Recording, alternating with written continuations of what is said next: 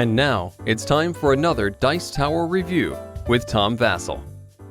Space Maze! Space Maze! Space Maze from Wacky Works. It uses dice. Woo! It uses rotating pieces. Woo! It uses space. Yeah! It might be like Robo Rally a bit. Is it good? Well, let's try it out. Let's look at it first, and then I'll tell you.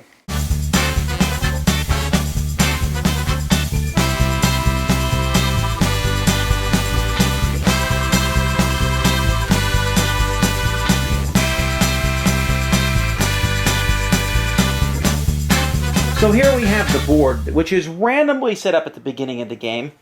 You have this piece here in the middle, but you have different tiles that can be rotated all around in different directions. And you can see that the different tiles have red, blue, and yellow doors, except for the center tile here. The center tile here has the magical artifact hat. Now, each player starts with 3 aliens, and each alien is a different color, but they all have their own unique shape, and they're pretty easy to tell apart from each other. They're funky 8 little aliens, and so each player starts with 3 of those. And these aliens are trying to get in the middle, grab the hat, which fits onto the alien, making them look cool beyond all measure. So players are going to be running around this thing, trying to get into the middle, grab this, and get out. So how does this work? Well, the game is fairly easy. On a player's turn, or actually on everyone's turn, we are going to roll a pile of dice. You're going to roll one of each color dice and movement dice for each player. And so you roll all these dice, and hopefully you don't roll them all over the board like I just did. And then each player in turn order, which will change it for each turn, is going to pick one of the dice to use. If you pick one of these dice with the colored feet on them, you will be able to move, and you will stick that on your console, and you'll put on your movement die. You can only use one movement die per turn. So for example, if I use this movement die here, I can move my purple alien twice. I could use the green and the orange alien once. And you can see they have different movement abilities on the different dice. If I want to use a card from my hand, players will start with 4 cards in their hand. To use a card, I need to use a die that is equal to the number on the card or higher. And so most of the cards are 2s, 3s, and 4s, but there are 6s. And so you will use a die, and let's say, for example, I use a purple die in this card, then this card will work with a particular alien. Now, aliens are going to be moving around on the board, like I said. And when I move through different doors, let's say the orange alien, all the aliens are in this room, and they want to move. Well, no one can move through this door because it's red, and none of these aliens are red. But if this was the door here, it's red and yellow, and as we all learned in kindergarten, red and yellow make orange, so the orange alien can go through here. Blue and yellow, the green alien can go through here. If this alien's in this room, blue and red, the purple alien can go through there. And so there's different places you can go because of the different colors. And you say, well, how do you ever get through this anywhere? Well, that is where the cards come into play.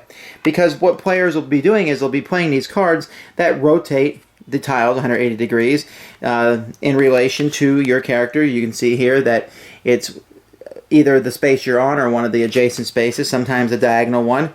You can switch spots with another alien. You can turn them 90 degrees. You can exchange 2 tiles. This just lets one of your aliens move. And as your aliens move around the board, they can move. When they spend movement points, they can also step on a data pad, which is on most of the cards. When they step on a data pad, they will draw another card for that player. So basically what players are trying to do is they're trying to get into the middle to go in and grab this. Now once a player grabs the hat of power, or the artifact, or whatever you call it, they are then going to try to get back to their spaceship. Now they are able to move their spaceship with some cards around the board to different spots on the outside, but for the most part, you know, that you're still going to have to get back to the outside board. While other people are going to move onto your space and spend an action to take it away from you. Every time you get the hat, you will take one of these tokens. Not keeping the hat, but every time when you initially take it, or if you steal it from another player, you get one of these tokens. If you get 3 tokens, you win the game. That's to keep the game from ending in a long tug-of-war, drawn-out battle where players are taking it away from each other back and forth. So basically, the game's going to end when someone gets it and gets back to the ship, or when they get it and steal it back from each other 2 times. And that's the way the game works. So each turn of the game, you can use 1 move die, and then in turn order, then you can use up to 2 cards with the dice. And if you don't have any dice you can always just take a die, stick it there. Yeah, you keep someone else from using it. And then once that happens, we clear the board. I mean, basically everyone comes off the computers, and the cards come off these boards, and we roll the dice again, and we keep going. And that's it. First person to get that marvelous hat is the winner. So we're taking a look at Space Maze here, and you can see just absolutely stunning components. It works really well. The game works, although I'll tell you it's a bit of a bender to explain some of the things to new people. Using the dice, and the rules probably could have been laid out slightly better by them saying you can only do this here, etc. But the concept is pretty simple when you get used to it, and you can do some pretty quick things. At first you're like, oh, I'm going to be moving through the ship like this, and it feels like a slow robo rally, but games really aren't that long.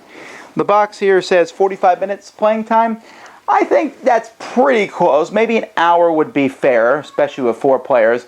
But I like it. It's neat. It's interesting. Of course, the funny aliens, putting the hat on top of them. That's cool. And just the back and forth. Once someone gets the hat, everyone's piling on, trying to take it back, and then getting back to their spaceship. Seems like I wouldn't mind another deck of more different action cards that you can use. But for the most part, it certainly has a unique feel to it and a very, very fun theme. So, Space Maze. Thanks for joining us today.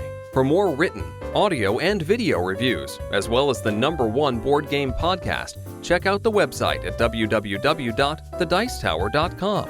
Until then, this is Eric Summerer, and you've been watching The Dice Tower.